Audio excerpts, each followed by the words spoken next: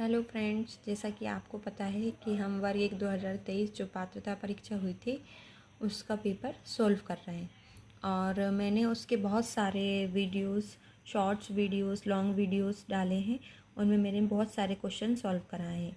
ये आज अपना लास्ट वीडियो होगा क्योंकि उसमें जो मोस्टली क्वेश्चंस हैं मैंने आपको सॉल्व करा दिए हैं। आई होप आपने वो वीडियोस देखे हों। अगर नहीं देखे हों तो प्लीज़ मेरे चैनल पर जाके वो वीडियो ज़रूर से देख लीजिए। ठीक है, चलिए वीडियो को स्टार्ट करते हैं। आपको क्वेश्चन दिख रहा होगा, ताप बढ़ाने पर किस पदार्थ का विशिष्ट प्रतिरोध बढ़ जाता है ना। तो ताप बढ़ाने पर आपको मैं बता दूं कि जो चालक हैं उनका विशिष्ट प्रतिरोध बढ़ जाता है। क्यों? क्योंकि चालक में जो फ्री इलेक्ट्रॉन है वो ज़्यादा होते हैं। ठीक है, और ताप को बढ़ाएंगे तो ताप बढ़ाने पर क्या होगा, उन इलेक्ट्रॉनों के बीच में कोलिजन होगा। कोलिजन होने से वहाँ पर उनके बीच का जो प्रतिरोध होगा वो बढ़ जाएगा। ठीक है, एक टेबल भी बनाई है। अगर आपको चालक का ना पूछ कर मान लीजिए इस बार पूछ लेता है किसका कम होता है, इस पे क्वेश्चन आ जाता है तो देख लीजिए। ऐसा भी हो सकता है कि चालक का ताप बढ़ाने पर प्रतिरोध क्या होता है, बढ़ता है ना। और अर्धचालक का ताप बढ़ाने पर प्रतिरोध कम होता है। क्यों? क्योंकि यहाँ पर मुक्त इलेक्ट्रॉन कम होते हैं, तो वहाँ पर मोशन होने लगता है इलेक्ट्रॉनों का, इसलिए यहाँ पर रेसिस्टेंस क्या हो जाता है, कम हो जाता है। और कुचालक पर कोई प्रभाव नहीं पड़ता है। ठीक है, आई होप आपको ये समझ में आया होगा। ठीक है, चलिए नेक्स्ट क्वेश्चन देखते हैं। यदि एक तार को खींचकर उसकी लंबाई को दुगना 1% लंबा कर दिया जाए तो उसके प्रतिरोध में कितने प्रतिशत परिवर्तन होगा। तो इसके लिए मैंने आपको एक ट्रिक बताई थी, यह भी कभी भी 10% से कम परिवर्तन आना हो। कितना? 10% से कम। तो उसके लिए आर परसेंटेज में निकलता है 2L परसेंटेज। तो कितने परसेंटेज की कमी आई है आपकी? 1% लंबा कर रहा है तो ये हो जाएगा 2 × 1% यानी 2%। यानी जो प्रतिशत परिवर्तन होगा वो कितना होगा प्रतिरोध में? 2%। ठीक है, चलिए नेक्स्ट देखते हैं। दो समांतर तारों में धारा का प्रवाह विपरीत दिशा में है तो वे मतलब उनके बीच में क्या होगा। दो मुक्त समांतर तार, यानी एक तार में धारा ऊपर जा रही है और एक तार में धारा नीचे जा रही है। अब इसमें हम फ्लेमिंग का लेफ्ट हैंड रूल भी लगा सकते हैं और राइट हैंड रूल भी लगा सकते हैं। तो फ्लेमिंग का मैं राइट हैंड पाम रूल से बता रही हूँ। जैसे मान लीजिए ये करंट की डायरेक्शन में थंब को रखते हैं। ठीक है, ये करंट की डायरेक्शन में थंब को, फिंगर को कर्ल करते हैं। फिंगर और मैग्नेटिक फील्ड की डायरेक्शन में आप रखेंगे फिंगर को, थंब अंदर पॉइंट करता है। तो जब भी आप ऐसा भी याद रख सकते हैं, अगर एक दूसरे के विपरीत दिशा में है तो वो क्या करते हैं, एक दूसरे को प्रतिकर्षित करते हैं। क्या करते हैं? प्रतिकर्षित करते हैं। और अगर करंट एक ही डायरेक्शन में फ्लो हो रहा हो तो वहाँ पर क्या करेंगे? आकर्षित। क्या करते हैं? आकर्षित। आई होप आपको ये समझ में आया होगा। इसमें लेफ्ट हैंड रूल भी लगा सकते हैं फ्लेमिंग का, या आप पाम रूल भी लगा सकते हैं। ठीक है, ठीक है, आई होप आपको ये समझ में आएगा। चलिए नेक्स्ट देखते हैं। प्रक्षेप गति में त्वरण रहता है ना। और उसी के जस्ट बाद एक और क्वेश्चन पूछा था मैंने, वो भी यहीं ले लिया है। और प्रक्षेप पथ के उच्चतम बिंदु पर पिंड का वेग होगा। प्रक्षेप गति में त्वरण रहता है, एक्सीलरेशन बताना है।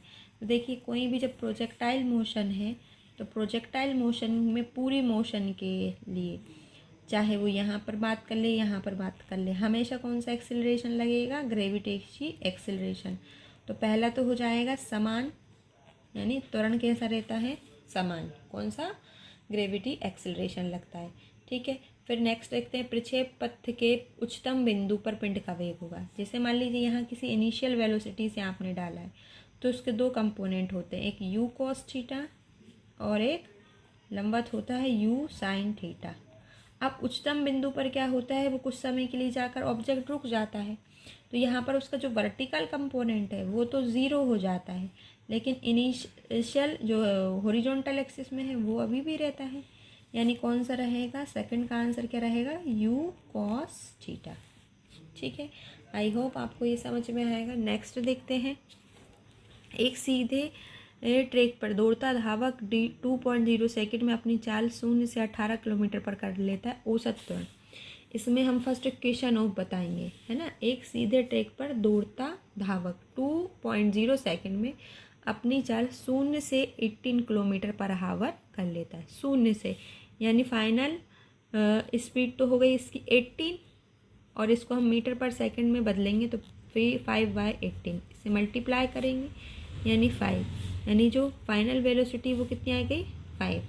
यू आपको कितना दे रखा है, 0। एवरेज एक्सेलरेशन निकालना है, तो मैं ये फर्स्ट इक्वेशन ऑफ मोशन से इसे सोल्व कर रही हूँ। वी के प्लेस पे कितना लिख देंगे, 5, यू के प्लेस पे 0, ए कितना है आपको निकालना है, और टी की वैल्यू कितनी रखी, 2 से आप डिवाइड करेंगे तो इसका आंसर आ जाएगा 2.5 मीटर पर सेकेंड स्क्वायर। आई होप आपको ये समझ में आया होगा। नेक्स्ट देख लीजिए। एक एनसीसी परेड में 6 किलोमीटर पर आवर के एक समान वेग से 11.6 किलोमीटर की ऊंचाई पर एक चिड़िया बैठी है। उसी क्षण वे चिड़िया पेड़ का एक फल गिरा देती है, तो पेड़ से कितनी दूरी कैडेट पर यह फल गिरेगा। अब आपको यहाँ क्या दे रखा है, पेड़ की ऊंचाई दे रखी है। मान लीजिए ये एक पेड़ है, इसकी ऊंचाई दे रखी, यहाँ से वो फल गिरेगा, और मान लीजिए यहाँ से कोई कैडेट आ रही है, तो इससे कितनी दूरी पर वे कैडेट पर ये फल गिरेगा, हमें ये बताना है। ठीक है, और आपको यहाँ दे क्या क्या रखा है, पेड़ की ऊंचाई दे रखी है। अब देखिए, इसमें मैं लगाऊंगी s = ut + ½ at², second equation of motion. पेड़ की ऊंचाई कितनी दे रखी, 11.6। अब जब ऊपर से गिराएगी चिड़िया तो इनिशियल वेलोसिटी 0 हो जाएगी, और जब कोई ऑब्जेक्ट नीचे गिर रहा हो तो उसमें ग्रेविटी एक्सेलरेशन लगता है। यहाँ से t², इसकी वैल्यू मैं निकाल लूँगी, 2 × 5 = 10। ठीक है, अब इसको कट कर देंगे, 5 × 2 = 10, और ये हो जाएगा आपका 5 × 3 = 15, 0.5 2 = 10। t² की वैल्यू आ रही है आपकी t² की वैल्यू कितनी आ रही है आपकी, 23.2। जब इसको सॉल्व करूँगी t की वैल्यू को समथिंग आएगी 1.52। ठीक है, अब हमें क्या निकालना है, इसमें दूरी निकालना है, यानी डिस्टेंस, कितनी दूरी पर ये जाकर इस पर गिरेगा। ठीक है, ये निकालना है। तो दूरी होता है चाल गुणित समय। चाल 6 किलोमीटर दे रखी, इसको तो पहले आप चेंज कर लो 15/8 में। समय कितना दे रखा है, 1.52।